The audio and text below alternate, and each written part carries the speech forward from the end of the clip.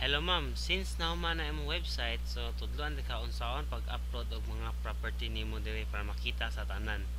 So diri sa pinaka-top sa imong menu makakita ta og submit property og login. So dili ta ka submit og property kung dili pa ta ka login sa atuang account. So i-click na to ning login, then type na to ay mong username ug password.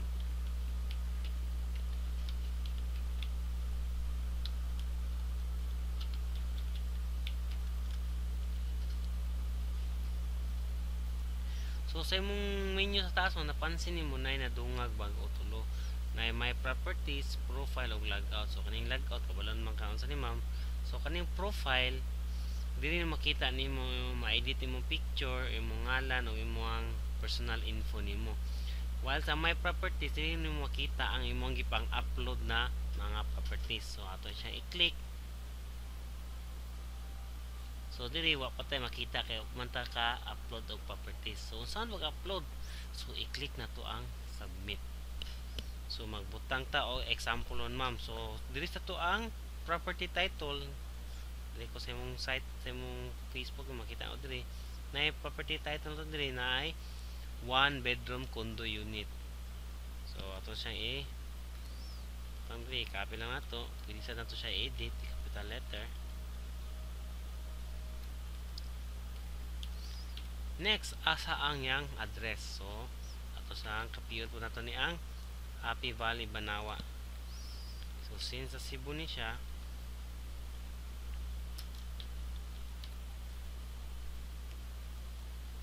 so automatic na siya mo panire. Ang next kay ang property description. So, pwede na to kapiyon gyapon ng uban. So, dire makita na to dire ang kapiyon na natin siya tanan. So, pwede na ito kapiyon tanan ma'am. For example lang. And paste. Then, diri na atay type. So, ang naka-type diri condominium Cebu City. So, since kaning Banawa located sa Cebu City, anita sa type condominium, selecting condominium Cebu City. So, ang location asa man yung location since ang gibutan diri Banawa, Happy Valley Banawa sa imong gibutang. So ato ibutang diri ang i-click na tong kaning drop down box na i-select na to ang Banawa. So napo tay status, unsa may status niya, for rent ba, for sale. So ato tan-awon diri kung for sale ba for rent. So since naka pre-selling, so ato siya ibutang sa for sale. So pila man yung bedroom. So kita po nato dire 1 bedroom unit. So ibutan nato ang 1 bedroom. Ang bathroom kung nakay bathroom butang pwede nato ibutang ang bathroom. Since wala kay garage, so pwede na siya leave as blank.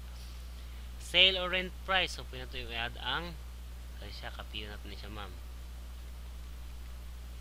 Kung magbutang ay sale or rent price ay nabutang i og kama ma'am. Kaya mag-error na imong site. Then kaning price or postfix text okay ni wala. So ang area, unsa may area nato, pilam siya ka area. So pwede na to, since wala makikibutang na area ay nadi ay 22 square meter. So ato lang siyang ikapi ng 22. Since 22 square meter man siya ma'am, so i-edit ato dire, hindi siya square feet, instead square meter. So ikaw pwede ta mag-add og property ID since mo na itong first na butang. So pwede nato siya butangan og 0001 sample lang sa common. So pwede ka makabuot sa imong property ID. Pwede sad ka makabutang og video na naka-tour imong nakay video tour sa imong kondo. So image, so kani ato ni kapiyon ng image. So since naka-download na ako na, i-click na lang nato niyang select image. So kani pwede siya i-drag nimo tanan kay upat man picture din open. So dire mag-wait ta kano sa siya mahuman og upload.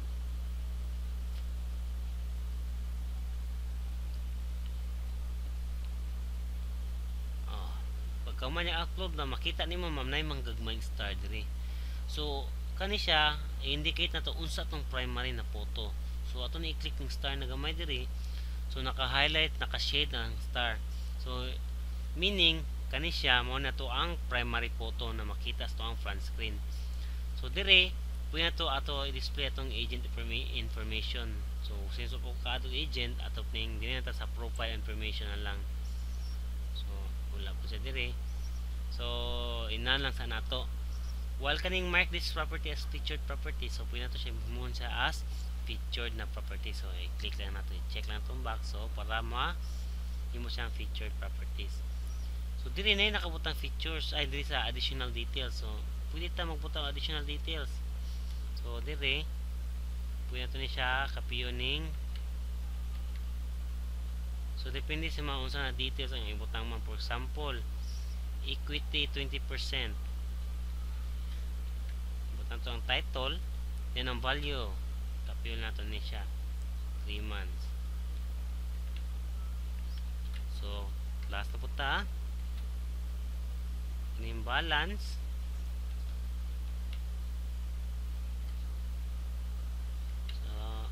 So pag-ibig.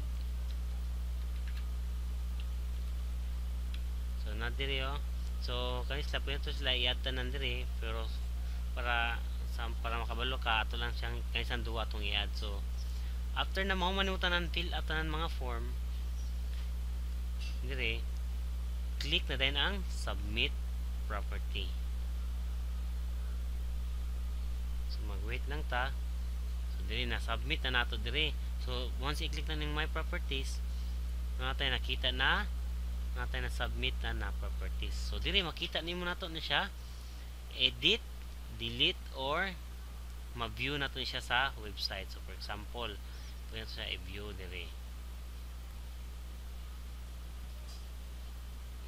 Preview kani siya, preview ni siya ma'am. So para ma-preview ni mo post na ma'am. So upat ka picture siya ma'am, so maka-automatic siya nga ani.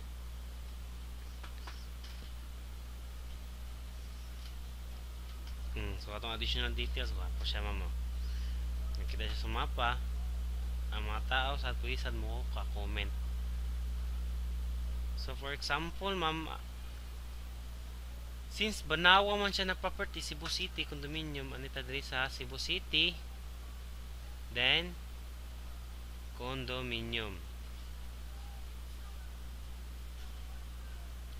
So nakay makita din na one property found. So area 22 square meter, isa ka bedroom, and types night type condominium Cebu City, isa ka bathroom na ang status for sale. So dili makita. So makita po nato bang details pag ato ning i-click ang show details. Dili makita na tanan.